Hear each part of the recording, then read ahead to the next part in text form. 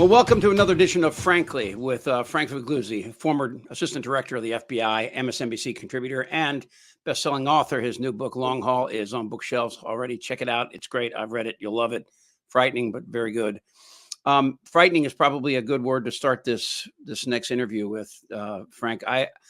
Our next guest opened my eyes to something that I knew was out there, but I had no idea to this degree. Yeah, this is Katie. We're talking about Katie Paul, the director of the Tech Transfer Project. And yes, when I first saw a few weeks ago, I saw her findings regarding Facebook in particular, but she studies social media writ large, and her alarming data on the return of militia groups to Meta, Facebook. I felt compelled to write a column. I write a regular column for MSNBC Daily, and I shamelessly quoted from her work because people need to know. That's why we've decided to do this episode today. People need to know the violent militia movement is far from over. Social media continues to contribute to the problem. So I'm eager to get into the discussion with Katie. Well, Katie joins us right now. Again, she is from the Tech Transparency Project. I love the subtitle, Holding Big Tech Accountable. And that's a mighty big order, considering their size and scope, and international scope as well.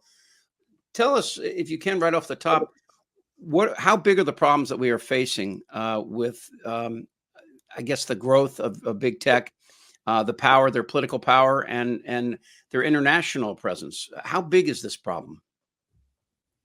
The problem is really significant, and not least in part because we rely on these platforms. When we talk about platforms like Google, which owns YouTube, we talk about Meta, especially internationally and in the developing world. These platforms are the internet. They're how people get their critical information.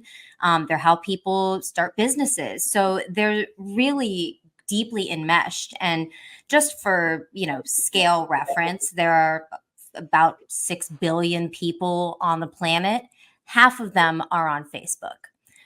There's no other media in the world that has reach like that. Even international media outlets don't have anything close to that kind of penetration. So this is something that's been a growing problem, and the companies have just simply not invested in scaling their efforts at moderation or curbing harm, everything from terrorism to trafficking to militia in the United States. And we've been seeing the real world impacts of growth over and profit at all costs, and what that means.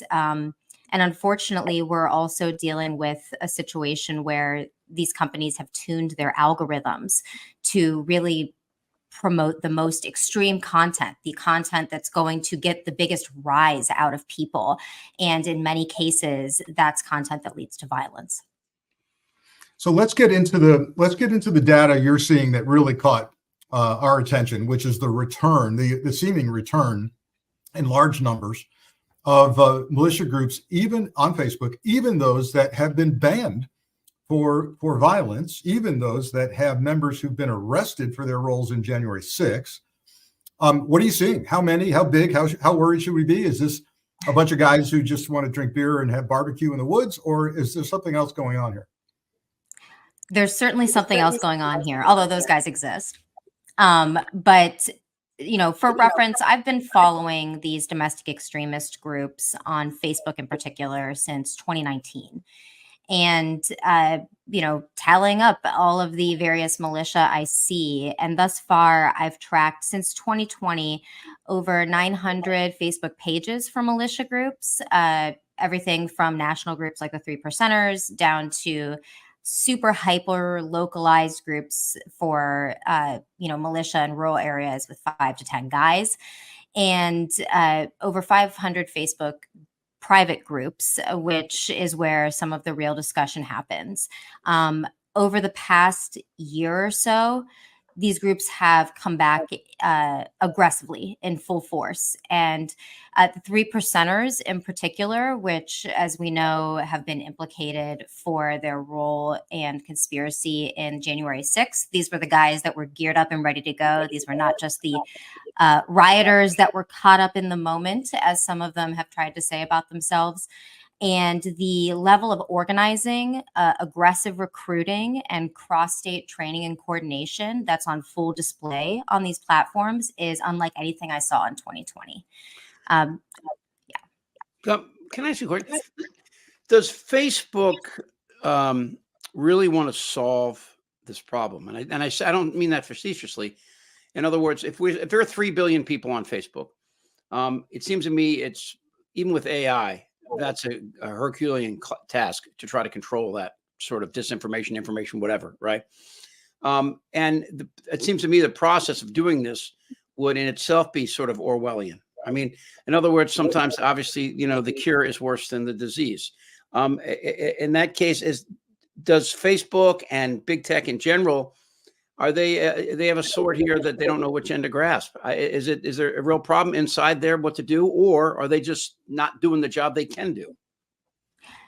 They're just not doing the job they can do. I think, one of the things that was really revealing was just a couple of years ago when whistleblower for Facebook, Frances Haugen, came out and the Facebook files came out. And we were able to see that inside the company, they are well aware of what their algorithms are doing. This is not just a matter of people putting bad stuff online. This is content that is amplified. Let's take the Boogaloo movement, for instance, which I followed very, very closely throughout 2020. There was an incident in California where a officer was murdered by a supporter of the Boogaloo movement. He found the Facebook groups that helped embolden this and helped radicalize him because the platform algorithmically pushed them to him. He was not independently looking for them. And that's something that we see often. I mean, the Michigan Whitmer plot case, the same thing. The platforms algorithmically pushed that content. It wasn't something that was being sought out. And so that is something. The same technology that send dog videos to my wife? It's the exact same technology. I get orange cat videos sent to my Instagram. And, I've fortunately through this work learned how to train my personal algorithms so that I don't get horrible content. But if you don't know how to do that, if you're not aware of it, if you're not aware of the power of these algorithms, you think that what you're seeing online is reality. It's what everybody's in. It's the world that we're all seeing. And that's simply not the case. It's not the same as when you get on to MSNBC or New York Times and we all see the same front page content that they have. Everybody's content is tuned to what the algorithm thinks you might want. And it's always trying to push you a little further to keep you online as long as possible, because eyes on ads are money. And that's the ultimate goal. It's the business model here. And, the point that you were getting to with regard to that the cure can be worse than the problem, the kind of Orwellian issue. Big tech's favorite argument on this is either, well, it's a free speech issue, which these are private companies.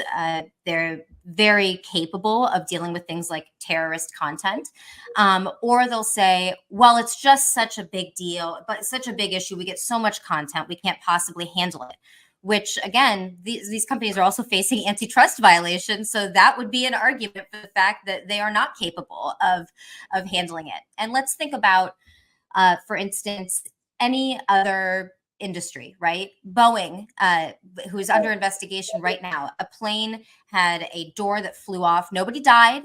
People weren't seriously hurt. And they are facing massive investigation, regulation, stoppage of their production until this is figured out. And we see none of that with big tech. In fact, they operate in really a wild west where there is absolutely zero accountability, in part because of 30-year-old regulations that have just not caught up with the technology. And these companies have really capitalized on that, unfortunately, to the detriment of the broader population.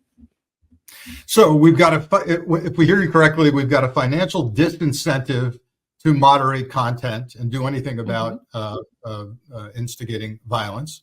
We've got an environment of almost no regulation or accountability. So it's a free for all. And but what are your insights? One of the things, that has struck me in the recent reporting is that Facebook reportedly has let go 200 content moderators. Have they just thrown up their hands and said, look, we've been burned with election discussions and accusations that we either helped Trump or we didn't help Trump or we banned politicians? So have they just thrown up their hands, or what is behind walking away from content moderation? They've actually laid off thousands of content moderators.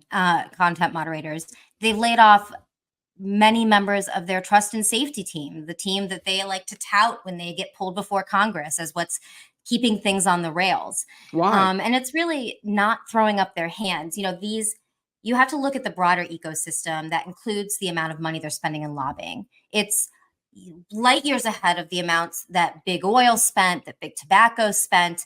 And in 2020 and 2021, when Facebook launched their elections war room and made this big public show of these efforts, there was more serious threat of regulation. There was, a law called FOSTA SESTA had just passed, which created a carve out in their immunity from regulatory or legal liability for the issues of sex trafficking. And there were a lot of calls from both sides of the aisle for more serious regulation on lots of harms, not just sex trafficking.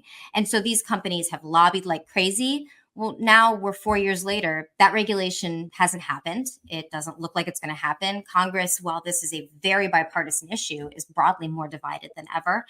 And why keep investing in trying to fix something that you don't legally have to? There's no accountability. There's no financial repercussion. In fact, as they're laying people off and there's more harms, and this is not just an issue of, fomenting insurrection on January 6th. The genocide in Myanmar was largely attributed to misinformation from Facebook, a company that had no Burmese speakers to address the inciting to violence. And the UN actually implicated Facebook as partially responsible for a genocide. That is what's happening around the world, where these platforms are responsible for that. But the US, as an American company, the US is really the only ones who can hold them accountable. And since they haven't, if you're a big company, why continue to invest in solving problems that make you money?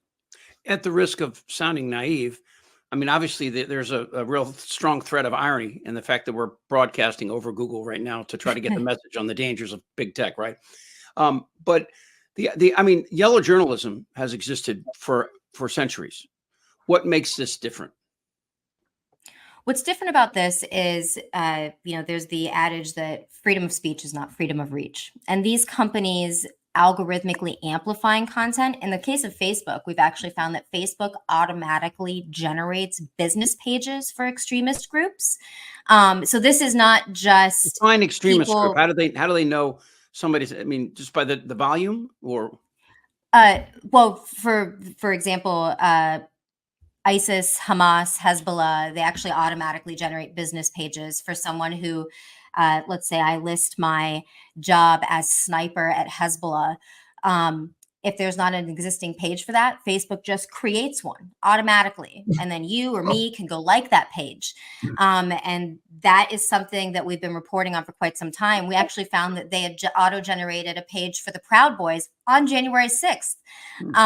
And this is something that these companies' algorithms have gotten so out of control that this is not just a matter of content issues.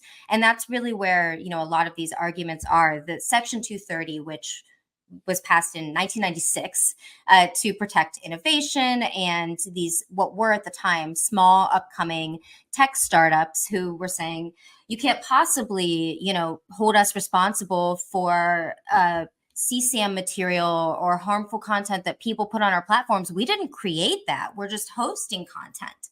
And so Section 230 was essentially saying, okay, you're totally immune from legal or regulatory liability as long as you make an effort to remove that content. Explain Section 230 to people that don't know, please. So in 1996, the Communications Decency Act was passed as we had, small companies like eBay really emerging. The internet was really emerging at the time, and this law was passed. There was bipartisan support. Ron Wyden, who's a Democratic senator, was one of the people that supported this bill. And essentially, the idea was to protect American innovation in the technology sphere. This was Google hadn't even launched yet. Google wouldn't launch for 2 or 3 years until after this law was passed. This was the great American Silicon Valley innovation era, startups in garages creating new technologies. And so to protect that innovation and the American edge, there was this sense that we have to protect these companies from lawsuits from somebody who may be sex trafficked on their platform. The companies aren't doing the sex trafficking. Somebody else is just using them as a service, like they would a phone. And so this law was passed to essentially give immunity from legal or civil liability as long as these companies made an effort and were not the publishers of content. So just like a newspaper is a publisher, Facebook and Google now make the argument, well, hey, we're not the publishers of content. We're not publishing this podcast that we're on. You guys are publishing it. They're just hosting it. And so therefore they shouldn't be responsible if we're saying something about, going to attack a state capitol. They shouldn't be responsible legally for any harms that come from that. And that law has, which was passed well before these companies they're no longer small tech startups. We're talking about some of the most profitable, powerful technology companies on the planet that have benefited from the broad immunities under that law. Algorithms, as we know them today, did not exist for another 2 decades until after that law was passed. Wow. And unfortunately, we have yet to see regulation that has caught up with the technology and the way that they've capitalized on this. We're here to talk about militia, but I think it's important to understand that, and the work I've done, that there are massive black markets operated solely through these platforms. The dark net isn't really needed for things like drug trafficking, sex trafficking. You could just do it on Facebook, and it happens all the time. These companies really, they've relied heavily now on AI, which is far from perfect or effective in addressing this issue, hence the growth we've seen of these extremist groups. And there's actually just in the past couple of months been bipartisan support for total reform and the sunsetting of Section 230. There was just a hearing about it about 2 weeks ago.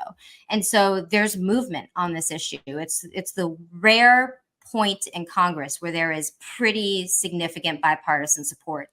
And that scares the crap out of these companies, which is why they are lobbying like crazy. They're cutting their moderation and putting millions into lobbying because if Congress passes anything significant, it's going to be tech reform.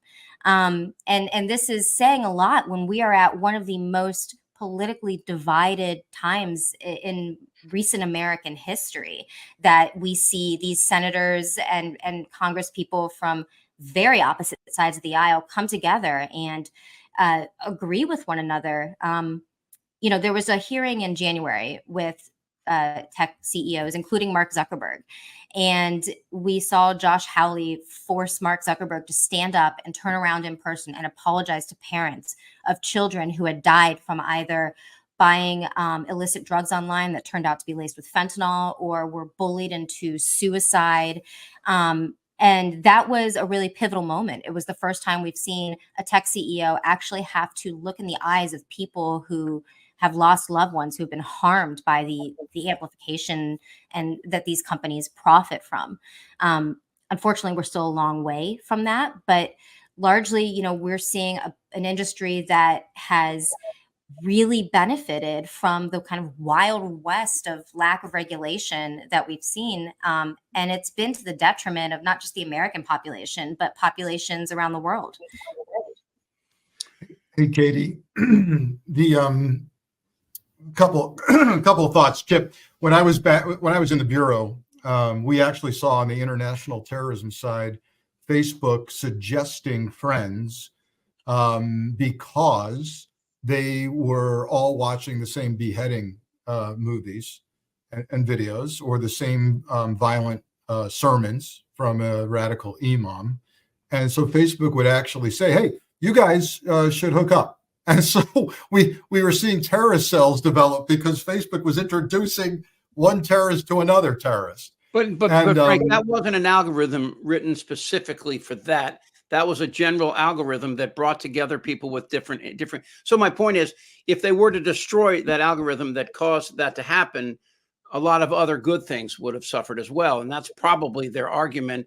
And again, to personal accountability, blah, blah, blah, blah, blah. That's why, I agree. I think but Frank, you probably know more than you can tell us. You'd have to kill us, kind of thing. And Katie, you're up to your ears in this every day. And I know you probably receive threats and I understand that where the two of you are coming from. So the argument that, or what I'm trying to do is trying to figure out, I agree with both of you, but how do we move forward on this, especially when you're talking about 3 billion people and 147 countries? You're absolutely right. And I think that's where the Facebook files has a lot of information that we should be paying more attention to.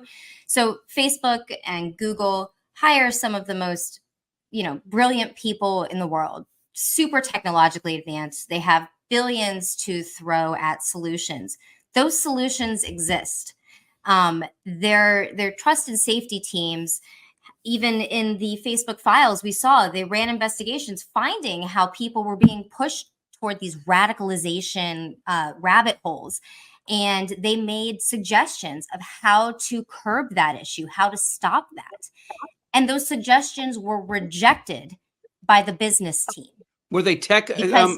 These were people that had real ideas to how to do this through technology, not just broad Correct. sort of. Right. Okay. Those technological solutions exist. There's a reason that you largely don't see in mass child sexual abuse material on the platform, because technology exists to stop some of that content from ever reaching the public.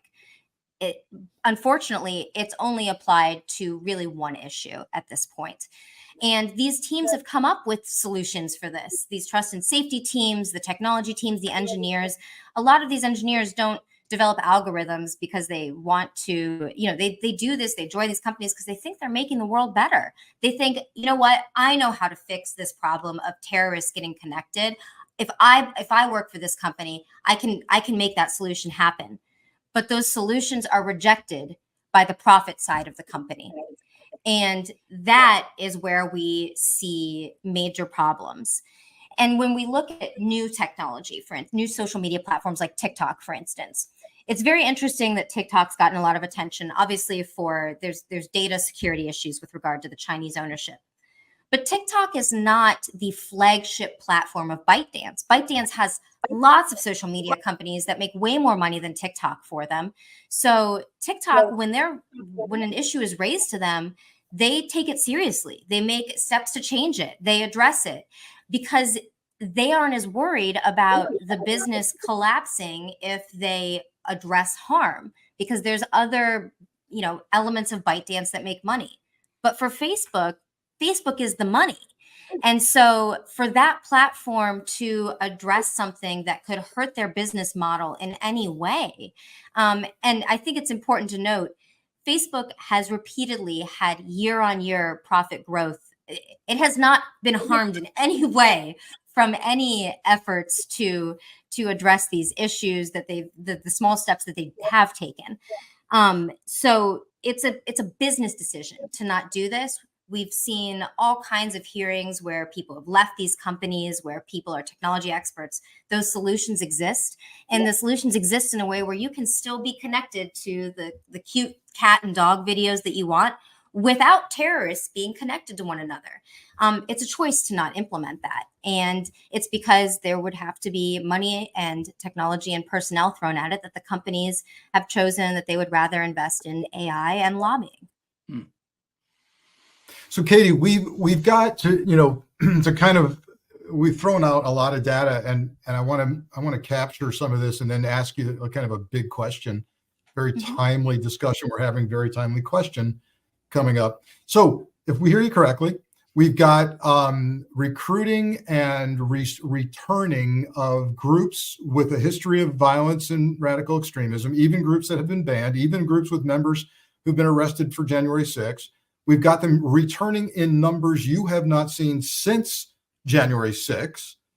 We've got Facebook letting go thousands of content moderators. And now we have a conviction of Donald J. Trump, who is the leading Republican candidate, presumptive nominee for president. What, if anything, do you draw from the data you're seeing in terms of the potential for violence, either at Trump's urging, based on his conviction, and or in the upcoming election as we have perhaps a very tight, close election? Well, there are two aspects. My background's in anthropology. And so I try to look at a lot of these groups that I monitor with kind of an anthropological eye. And there are two pieces, I think, in terms of threats of violence that we need to consider. One is the more immediate short-term threat as a result of the conviction. And that's not going to be the militia groups that engaged in January 6th. That's going to be people that may be, really kind of emotionally unhinged. After the raid on Mar-a-Lago, we saw lone wolf individuals attack the FBI. We saw calls to attack the FBI. We saw memes made out of their efforts to attack the FBI. Those individuals were not necessarily part of organized groups that were urging this, that were planning this. Those were people that were emboldened by a lot of the rhetoric that was largely pushed to them on these platforms. That short-term violence, I think, is something that we're seeing. There's been a lot of articles just in the past couple of days about calls for violence. One of the groups I was seeing, somebody said July 11th, which is the sentencing date, will be the new January 6th. These are more lone wolf individuals that may, if they live near an FBI headquarters, you'll see small protests. But these are not the guys that are going to come as a group geared up, ready to do something. That's the short-term violence that I think that we certainly need to be concerned about. But the long-term violence and the militia training and recruiting and organizing that I've been seeing, those guys are quiet right now, because this is not the end game for them. The end game is November and what comes after. And they have already been saying, if Trump doesn't win in November, the election's rigged, it's proof, and we have to be prepared. We have to be ready. Get your team together. Have your bug out bag ready. Make sure you're training with your people. They're holding weekly trainings in some states for the 3%ers. Every weekend. And then they hold regional field trainings where there's cross-state coordination with multiple state leaders. They promote these on Facebook. In some cases, they do them in partnership with a firing range or a gun company that will then also use Facebook to promote the 3%ers. This just happened last week, for instance. And that's the kind of thing that I think where the real threat is, the real concern, because January 6th, when you look at what happened, not everybody that attended the January 6th event and not everybody that entered the Capitol went there with that intent. There were some groups of well-prepared, well-trained individuals, 3%ers among them, that did go with that intent and know that the masses can be, ginned up to do really whatever they want. And they took advantage of that. And you see the videos and the arrests where people have, had bullhorns behind the crowd, telling the crowd what to do. There was a lot more organizing than just a bunch of people upset that took over the Capitol. It's the organized ones that we're really trying to watch and monitor that are the biggest concern. And they have been preparing for over a year and really aggressively started recruiting in the past 6 months on Facebook in particular. Now, I've looked at other platforms. I've looked at X, to see if there's similar levels of recruiting, and there just simply isn't there.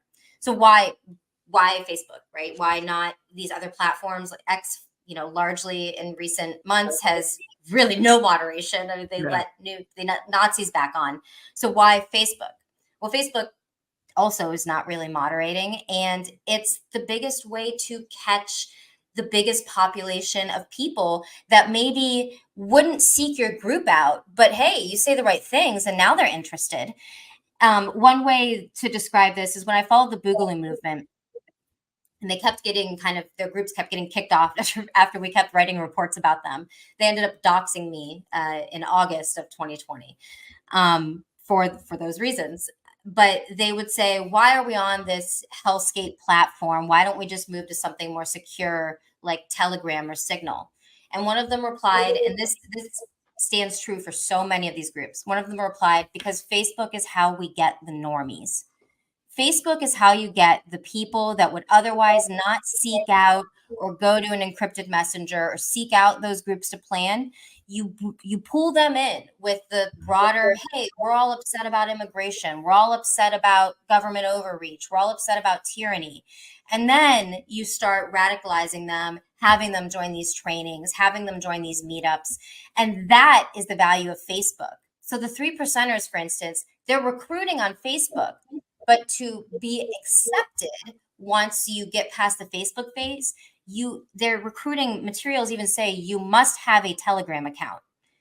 That's where they're doing their more serious private coordinating. But the recruiting, they totally rely on the big platforms, because how else will they find other like-minded people? And fortunately for them, the algorithms make that much easier when it's connecting people, just like it does with terrorists, as Frank mentioned. Well, can I ask a real quick question? So I'm a content creator, and I wrote a treatment for a documentary on Ashley Babbitt. I live in San Diego. She doesn't live far from me.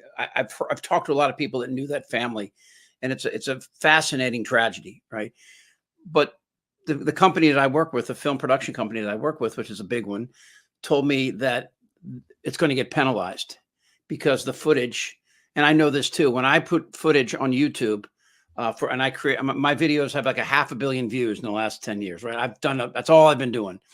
I found now that my videos, when I show any of the actual rioting, I get dinged on because they don't want it up there. It doesn't matter what the story I'm trying to tell. So I guess my point is, if I wanted to tell the story that you're telling right now and show some of the footage and how bad it is, I would not be allowed.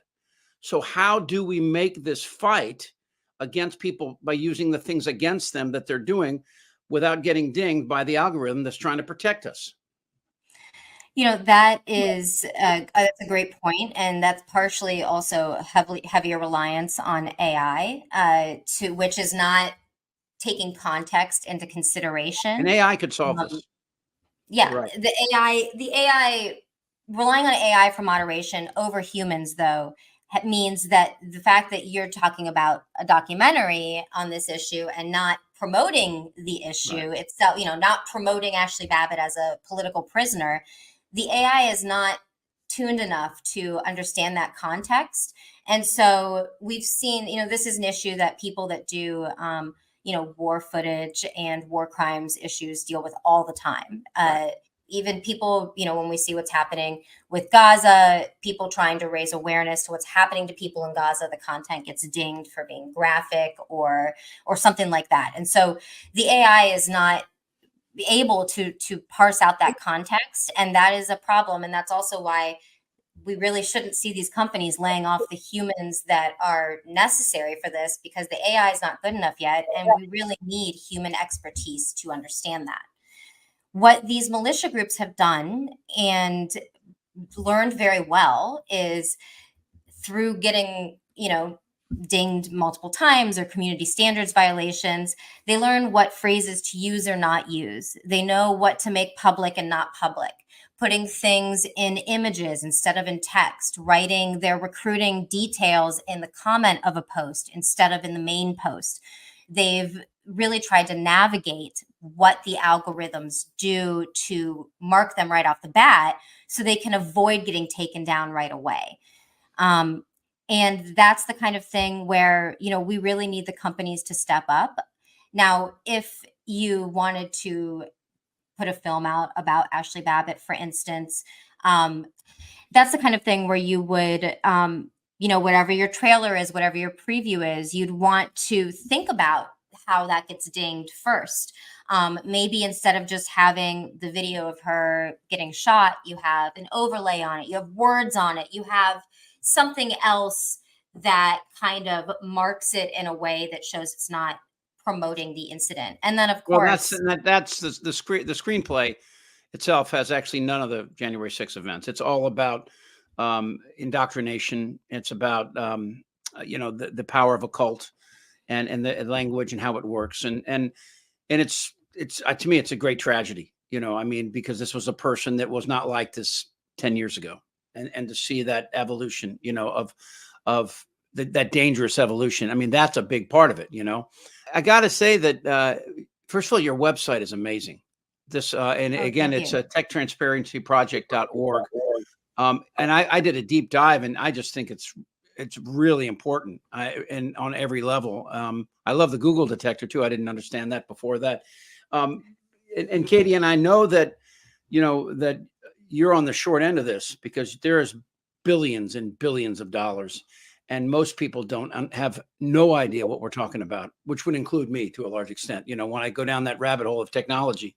And I was at Virginia Tech in 1974 studying computers when we were cutting cards. So I've watched the evolution and seen it, and they were prophecies back then that this could happen, that exponential growth. Remember the old thing about the checkerboard, Frank? Remember this, where you put a penny on the checkerboard, then you double it and you double it and you double it. At the end of the first row, you got $1.32, but by the get to the 64th square, you have so much money you could spend $1 million a minute for 1,000 years and not touch it. I mean, it's that kind of growth that the computers and AI, and we're not even talking about quantum technology, which is probably within our children's lifetime. Yeah, yeah. And so I think the first thing that we have to do is make people aware of this problem. And I think that's what's great about what you're doing. They just don't understand this, and Right. it's hard. There's really smart people that have a hard time. How do you get past that? That's a question we get a lot. And, in addition to the work that we do looking at extremism, we do a lot about the effect of technology on kids. So I guess it's now considered an elder millennial.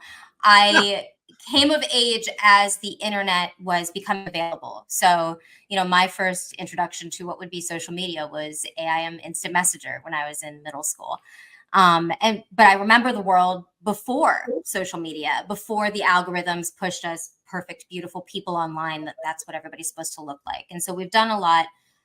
What we try to do is use the platforms like anybody would use them, like a kid would use them, and explain exactly what is happening.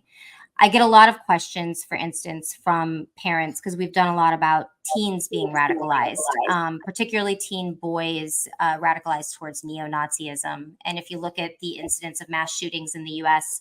In recent years, mass shootings that were planned, high profile, where they're an 18-year-old in Buffalo, New York, who was a neo-Nazi. We see these really young teenagers that have been largely radicalized online, and they write about that in their manifestos. And teen girls, that are harmed by the pushing of dangerous health issues, anorexia, eating disorders. And I think the biggest thing that we need to do with both parents and kids is information, understanding what algorithms are, that what you get pushed to you isn't because you need to look that way, you need to think that way. It's because a company is making money by pushing that to you. Kids are smart. And once they figure that out, they'll get it. There's already kind of a movement with a backlash toward overly filtered, ideologies and things like that.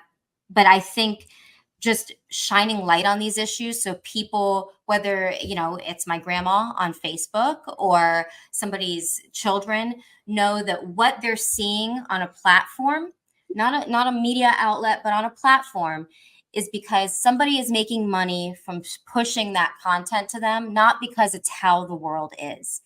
And I think we're getting closer to the broader, population understanding that. In 2016, I think there was very little broad public awareness of that. And people really thought what was on their Facebook feed was what you were seeing, what I was seeing, and that, we were all thinking the same way. I think in the past, almost decades since then, there's been a lot more light shined on that. And that's really what we want to do at the Tech Transparency Project, is give the public a seat at the table. You don't have to understand how to engineer an algorithm to understand what it does and how it affects your life. what you're doing is incredibly important. And well, can we get you on again? And just because I think this is a continuing theme that changes and broadens and blossoms and frightens all in the same. You know, where it is truly one of those doors that you open and you have no idea what's going to be on the other side. And I think we all need to learn a little bit about what is on the other side. Was it Aristotle that said something? Be careful. Make sure you know the path you're taking because it's the way back home. And I think that if we look back over the last 25 years, what would we have done differently knowing what we know now is a good question to start with. Again, it's called the Tech Transparency Project. Frank, any final words here? Well, look, first of all, thank you, Katie, for doing what you do with your team. And I tell people all the time who think the FBI is going to save the world, the FBI can't, and law enforcement can't be everywhere. They can't legally monitor everything, nor do we necessarily want them to. But groups like Katie have their finger on the pulse of the current threat and risk and where we're going with it. So we're thankful for that. I appreciate you guys having me on to talk about this issue, and we'll be continuing to follow these problems in the coming months as things really heat up. So, well, I think this will have some impact on the people that see this and moving forward. Thank you. You be well and stay well. Have a great weekend. Okay. Thanks so much. You too. Again, thanks, Katie Paul from the TechTransparencyProject.org. Wow. You know, I mean, I love the irony too that we had a little breakdown in technology in the middle of this too, right? Yeah, we sure did. I lost both of you briefly. It's funny how tenuous technology is, yet how incredibly rigorous it is in developing a threat. One takeaway, real quickly, since we're, my eyes are focused on the conviction of Trump, the aftermath from a security and threat picture, and the election. I see some people, I think, mistakenly out there taking some comfort in the fact that Trump could not generate a large crowd outside that courthouse. He tried mightily. He was openly disappointed about the poor crowd. He blamed it on NYPD, which was false, by the way. They had set up protest areas. They had not closed down the block. All of that is false. But people are saying, oh, well, I think we're off the hook security-wise because nobody showed up. And what I hear Katie saying is, look, that's not the end game for these groups. Yes, you're going to have lone actors, and we should be worried about lone actors, but the end game is November for these very serious organized multi-state groups. And and they are training more than ever and crossing state lines more than ever. And that's what we need to be concerned about. The New York trial was about Trump and hush money and messing with an election. And, that didn't really motivate people. The election is the be all and end all, and that's what we need to be concerned about. Last point, a friend of mine is writing a book about trying to get off the grid. And you know what his conclusion is? I love it. He says, you can't get off the grid. You know why? You are the grid. You are now the grid. You can't get it's like in your DNA. All right. Frankly, we drop Frankly every Monday. So if you're watching this now, thank you so much. And check out some of our previous recently we had Adam Kinzinger on. It was a great interview and really a good insight into a really important man. There's another guy right there. His book is called Long Haul. It's in bookstores everywhere. I've read it. It is amazing. See him on MSNBC, a former assistant director of the FBI, Frank Figliuzzi. I'm Chip Franklin. Until next time. Take care.